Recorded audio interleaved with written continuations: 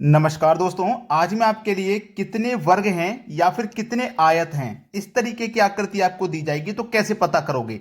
Video को पूरा देखिएगा तो अच्छे से समझ में आ जाएगा। तो चलिए स्टार्ट करते हैं। पहला प्रश्न है, इस आकृति में पूछा गया है कितने वर्ग हैं। अब आप इसको में एक एक करके गिनोगे तो बहुत समय लग जाएगा और हो सकता है गलती हो जाए, तो हमें ट्रिक की जरूरत है। वो ट्रिक क्या है, ध्यान रखना। जब भी वर्ग पूछे तो आपको यह देखना है कि जो हमारी आकृति है वो कैसी है। देखिए ना ध्यान से, एक, दो, तीन। आपने एक तरफ से काउंट किया, तीन है। आप दूसरी तरफ से काउंट करिए, एक, दो, तीन। यानी कि 3 × 3 का सिमेट्री है ना। ऐसे काउंट करोगे तब भी 3 और ऐसे काउंट करोगे तब भी 3। जब 3 × 3 यानी कि दोनों तरफ से बराबर है तो आपको क्या करना है, एक तरफ की संख्याओं का वर्ग करके जोड़ लेना है। चाहे इधर की संख्याओं का वर्ग कर लो, चाहे इधर की संख्याओं का वर्ग कर लो, संख्याएं तो बराबर हैं।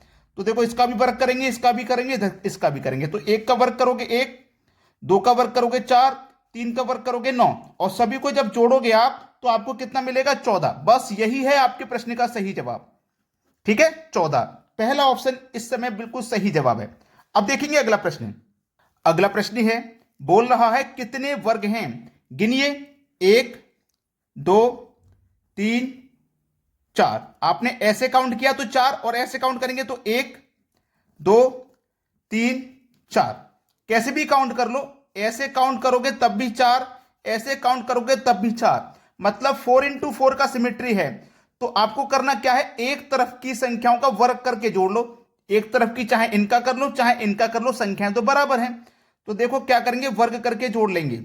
ठीक है, एक का वर्ग करेंगे एक, दो का वर्ग करेंगे चार, तीन का वर्ग करेंगे 9 और चार का वर्ग करेंगे 16। अब क्या करना है, सभी को जोड़ना है।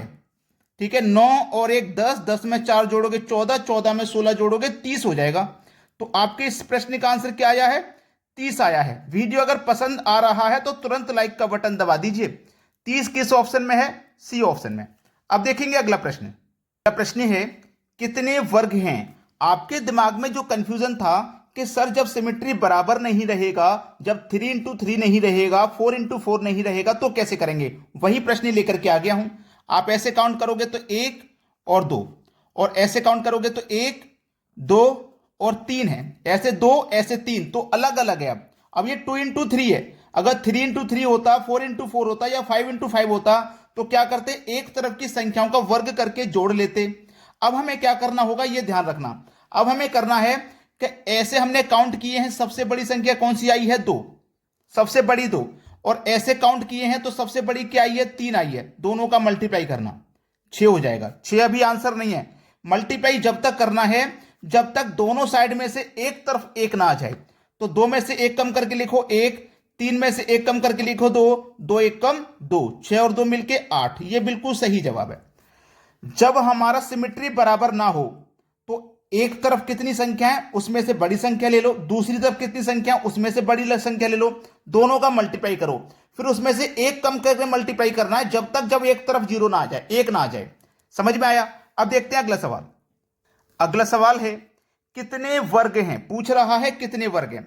अब देखना, मैं ऐसे गिनूंगा तो एक, दो, तीन और ये चार, और ऐसे गिनूंगा तो एक, दो, तीन, चार, पांच। बराबर नहीं है, इधर चार है इधर पांच। तो मैंने क्या बताया, इधर की साइड से बड़ी संख्या ले लो और इधर की साइड से बड़ी संख्या ले लो, पांच। दोनों का मल्टीप्लाई करो, 4 × 5 = 20। अब हमें क्या करना है, इसमें से एक कम करना है और इसमें से एक कम करना है, फिर मल्टीप्लाई करना है, 4 × 3 = 12। फिर एक कम करना है, फिर एक कम करना है, फिर मल्टीप्लाई करना है, 3 दूने का 6। फिर एक कम करना है, फिर एक कम करना है, मल्टीप्लाई कर देना है, 2 × 1 = 2, सॉरी 3 नहीं 2 आएगा।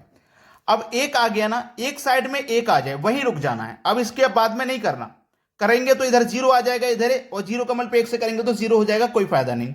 अब इनको जोड़ना है, 12 और 6 18, 18 2 20, 20 और 20 40। तो आपके प्रश्न का जो सही जवाब आ जाएगा कितना, 40। डी ऑप्शन बिल्कुल सही जवाब है। अब देखेंगे अगला सवाल। अगला सवाल है, कितने आयत हैं।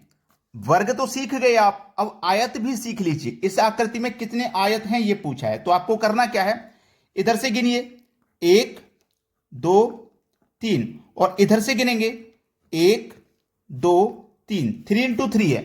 आयत वाले में एक बात अच्छी है कि इसमें सिमेट्री समान हो या ना हो, तरीका सेम रहता है। ठीक है, तो आपको करना क्या है, इस तरफ की जो मैंने गिनी है सबका योग कर लो, 3 और 2 5 और 1 6। इस तरफ जो गिनी है सभी का योग कर लो, 1 और 2 3 और 3 मिलके ये भी 6। इधर का योग 6 आया है, इधर का योग 6 आया है, दोनों का मल्टीप्लाई कर दो, आंसर आ गया 36।